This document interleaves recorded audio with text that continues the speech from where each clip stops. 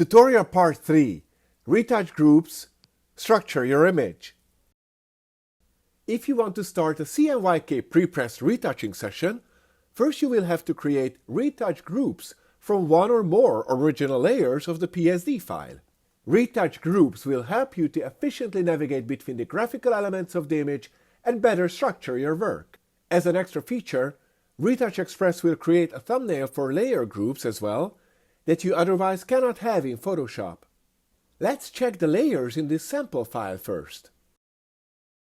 The layer group front is made of lots of single layers. Then we got a single layer below called box. There are 3 layers in garden.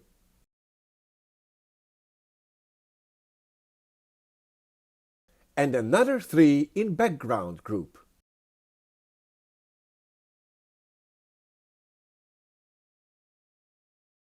Now I process the file and start creating my retouch groups in the Retouch Express panel.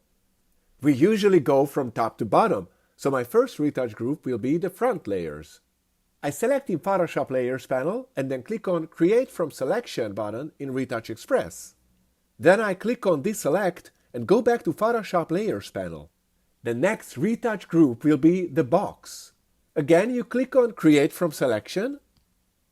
Then repeat these steps till you get all main graphical objects into retouch groups. For each retouch group, you can later assign different color separations and retouch actions. This way, your pixel prepress job stays fully editable and you can easily create design alterations from a prepressed artwork another size or flavor. Now my last retouch group will be made of the background layer group. I have created 4 groups in Retouch Express. All have previews and I can turn them on and off one by one using the eye icon in the list. Once a retouch group is selected, you can re-separate its content and also you can assign retouch actions to it that will affect only the layers in that particular group.